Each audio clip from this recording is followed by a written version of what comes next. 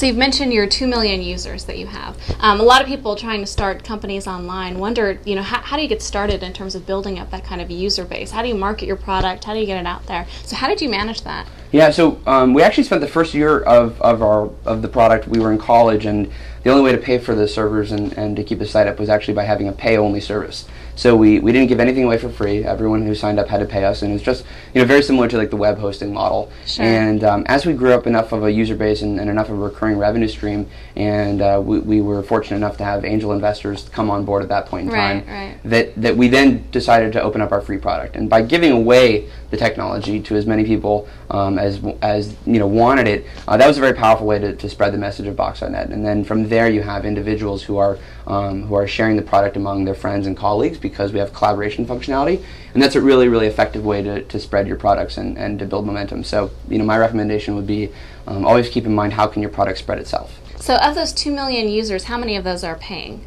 Unfortunately, I can't talk about any of those numbers. So we have too many competitors to Sure. make that public. Sure, of course. So what does your pricing structure look like? You have the free version, and then you have kind of a sequence of paid versions that give you different functionality. Right. So we offer a gigabyte of free space online. For the Dell partnership specifically, we're offering 2 gigabytes. So that's just a nice little bonus when you buy the mini.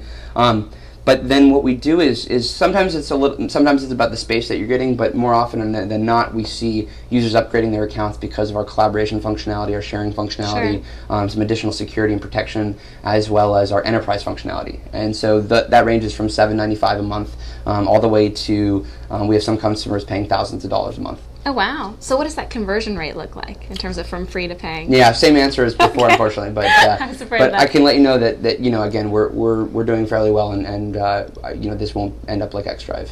So.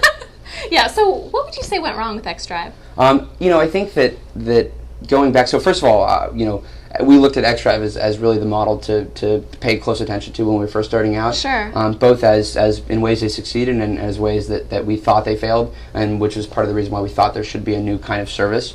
I think so a lot of credit to them for really opening up the space many years ago, in many ways before the time was ready.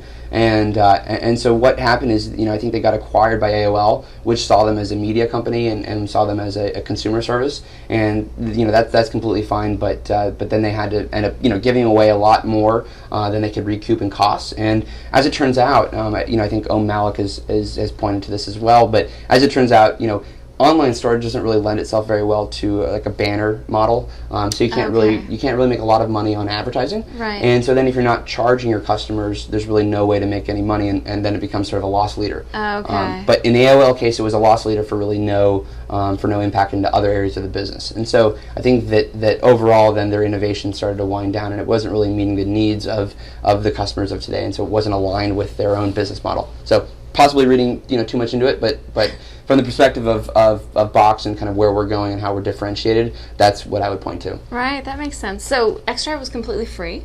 Well, not completely free. So they gave away 5 gigabytes for free, and then you could upgrade. Sure. But again, the upgrade was just for more storage. It wasn't really answering any of the business problems or challenges. Right. And again, those are really the customers that you need to focus on if you're going to make a real business, because that enables you to have a much broader and better solution around collaboration and sharing instead of just more and more storage. So many people anticipate that cheap online storage will become somewhat of a commodity, Sure. and the real value add is kind of the applications that integrate with it. So do you plan on moving? I know you already are kind of forming these partnerships and integrations with other companies, but do you plan on kind of moving more into that and focusing on that? Yeah, so I can let you know that sort of pendulum's already swung. I think that online storage is a commodity. Okay. It's not no one will ever be able to make a business out of just selling online storage. Amazon will get the closest probably to that by just sort of raw storage. Sure. But the margins to make that work, you need literally the volume needs to be in the billions. To make the margins really make sense there. Right. So we are focused again on things like collaboration, sharing, and then the application. So when you say applications, I think you're meaning different services and different functionality. Right. But there's 2 types of applications that we think of, and the application we're especially thinking of is how does it actually get applied, and what I mean by that is how do you use this storage? And if you're using it for collaboration and sharing, then you're not buying it for the online storage. The application there is that people want to be able to share their content, right? And so it's not so much about how many terabytes of storage do you have, it's how easy is it to share this information. Sure. And so I think that's how you get out of making these services look like a commodity. And unfortunately, things like backup, you really can't differentiate on that level because you're either backing up the files or you're not.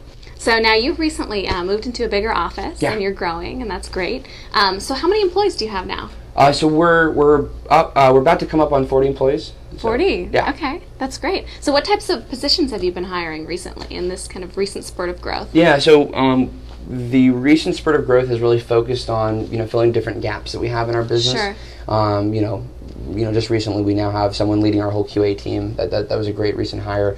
We have a lot of folks in engineering that we've brought on recently. A lot of individuals, great individuals on the sales side. So again, we're focusing a lot more on how do we sell Box.net to enterprise and business customers. And so there's a whole sort of sales effort that goes into that isn't as seen in these in sort of the Web 2.0 space, but it's really going on. So just again, rounding out the various parts of the team and continuing to grow as needed. I see. So what did that growth pattern look like? Were you small for a while? Yeah, so we were small for a very long while. We started out just as two of us working remotely across the country when we were in college. Oh, wow. And then that lasted for about a year. And then for probably about another year, there was only about 4 or 5 of us. And then we really decided to I think that's when you kind of started to see a lot of things change in the space. And so we've basically grown, roughly probably 300 to 400% in the past 12 months or so. That's exciting. Yeah, it's really exciting. That's great. And a lot of that was enabled by your recent VC funding. Yes. Thank you to our venture capitalists. So.